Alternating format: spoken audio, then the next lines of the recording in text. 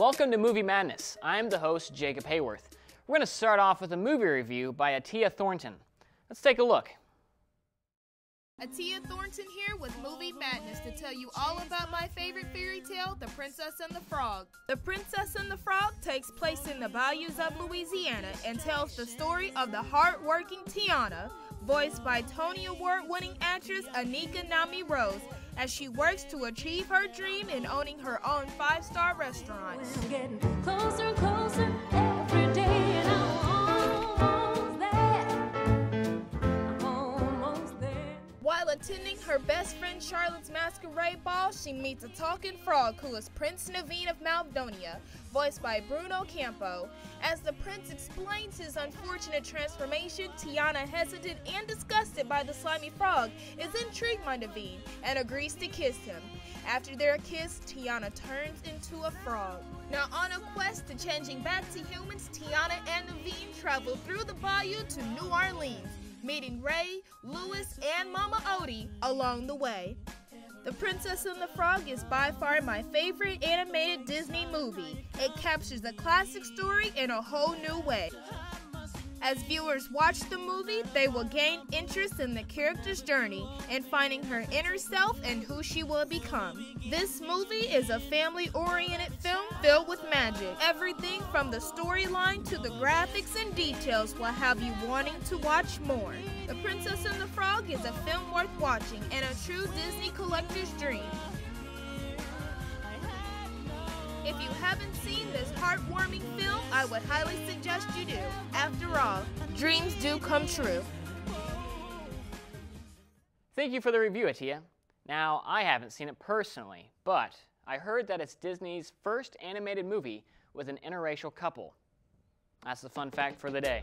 Now it's time for a quick break. We'll be right back.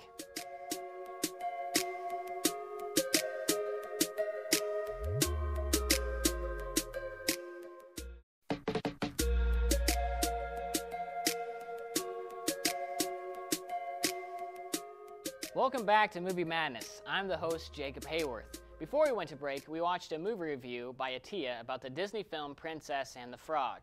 Now we're going to talk about the movie releases for the week. First up is Cinderella. Now everybody knows the story of Cinderella.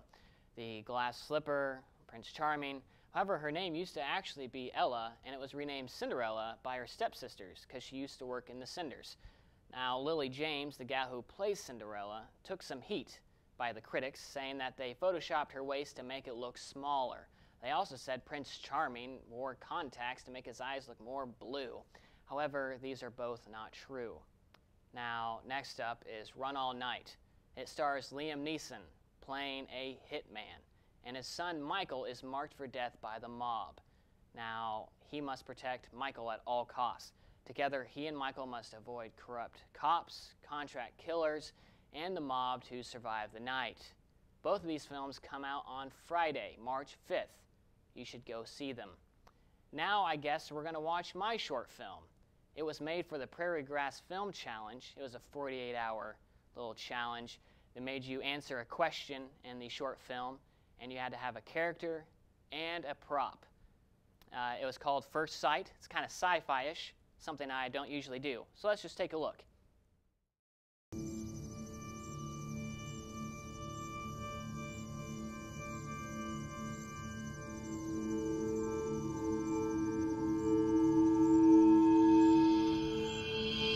Can you feel it?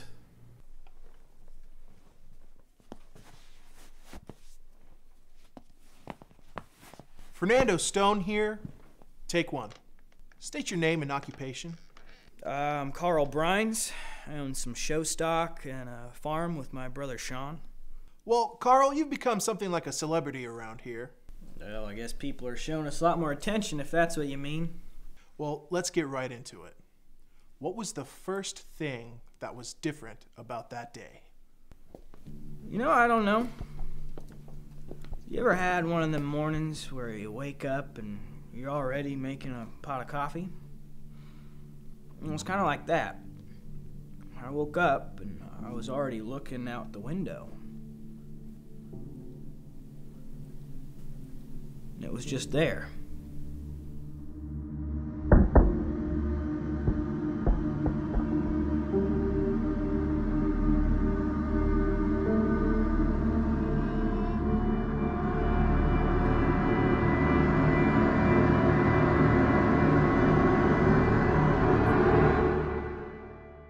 We were at the Great Western the entire time. People said they saw flashing lights and heard loud explosions. Must have been quite the fireworks show, I'd imagine. Actually, our neighbor Sean Bryan probably knows more about it. It happened on his property. People say it's just a conspiracy theory anyways. What do you think? I'm not really too worried about it. Now, I ain't into that much as that supernatural stuff as much as my brother Carl is. If you're asking did I see it, I don't know if I can believe it. What about those fireworks that people saw? Fireworks? You can drive 5 miles down the Missouri border and pick up some black cats and have a good old time. Now, you're telling me you believe something out there exists because of some fireworks? You must be from Northern Iowa. And Paul Bunyan had a blue ox. Can you feel it? There's no warmth coming from the sun. It's because the ship is blocking it out. You can't see it, but it's there. They're trying to trick us into thinking they left. You really think it's still there? I guess they didn't account for simulating for the warmth. Just the sight. Okay, let's have an illogical and hypothetical conversation. Say it were aliens. If they were here for conquest, why would they show themselves first? Obviously, they have stealth technology, cloaking abilities. What do you think they want?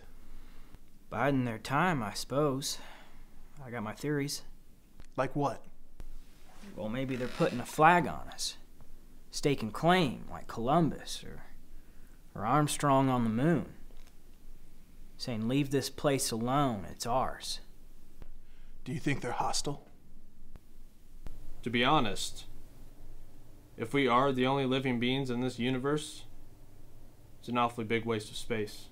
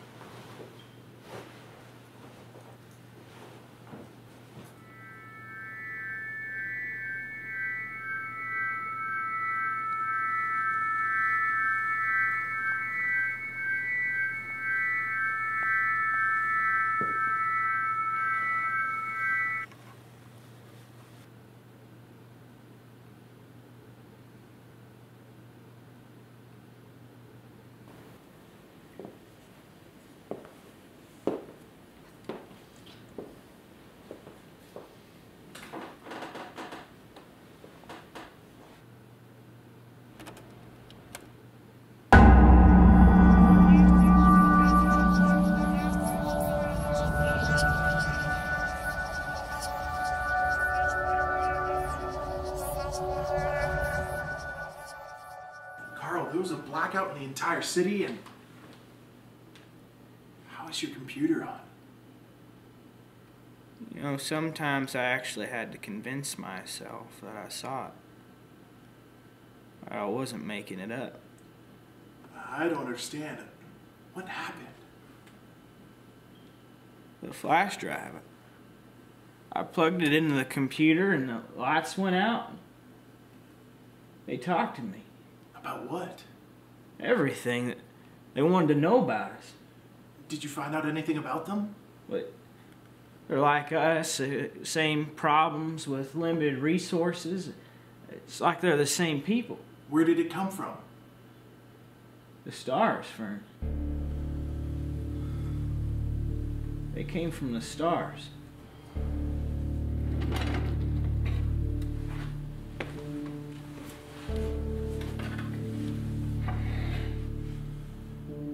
So what's next? Are you gonna tell anybody? I don't think they want me to.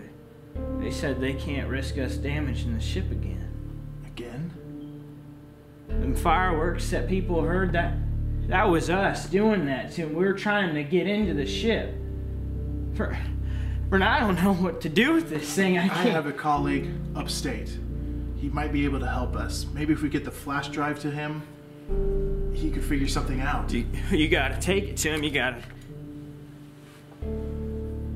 Fern, you gotta get this to him. I will. Carl, it's Fern. I don't know what we did, but we had a constant signal with that ship through that flash drive, and it's gone completely dark. Go outside. Can you feel it?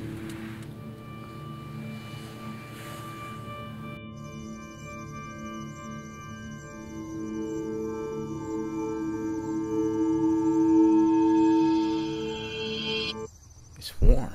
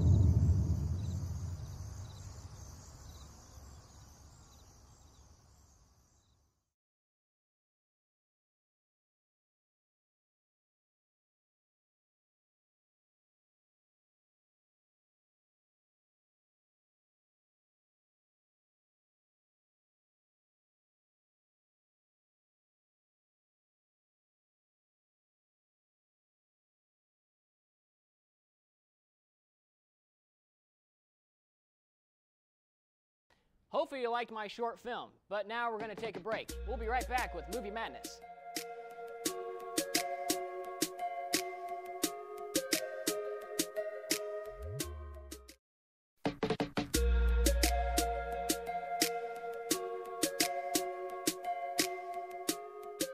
Movie Madness is back with yours truly, Jacob Hayworth. I'm here with the guest of the week, Aaron Mefford, to talk about my movie recommendation of the week, which is going to be Whiplash. You've seen it, I've seen it, we both loved it. Now, what was your take on the movie? I thought it was great. I thought it was probably my favorite of the Oscar noms this year.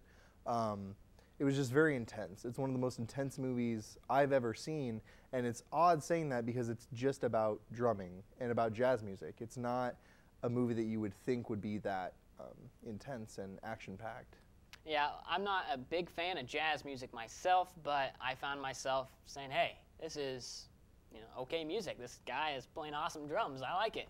Now, it won 3 Oscars, one including Best Actor in a Supporting Role, played by J.K. Simmons. Now, what did you think of his character, how he played him? I thought, the whole time I was watching it, I hated him. I could not stand his character because he was just so, he was so aggressive in his tactics of teaching. I mean, he would cause students to cry.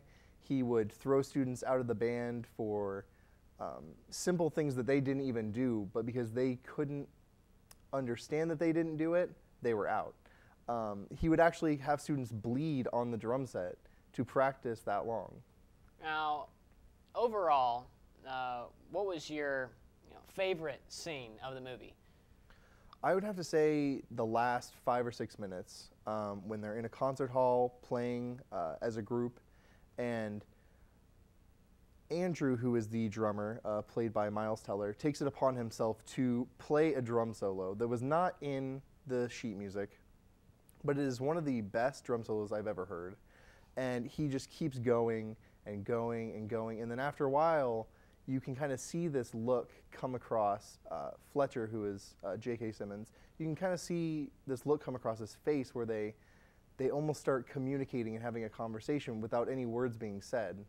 And it keeps building and building and building, and it has a huge just payoff at the end.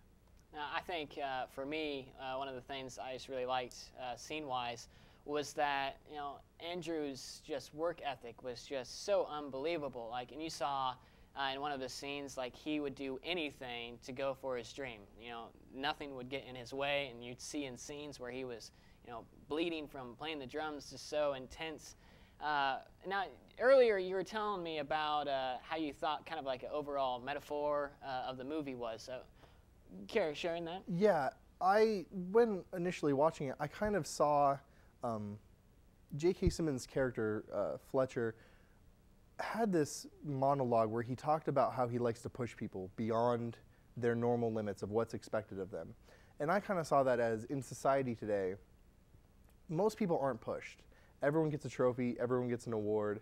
even just for participation. And with that, you get mediocrity. No one can become the next great. And I think he wanted to create the next great jazz musician. And to do that, he had to use extreme measures. And they were pretty extreme for sure. That's all the time we have for this week. Thanks for joining us. Also, please go to Facebook and like our page so you can take a look at all things about Movie Madness. See you next week.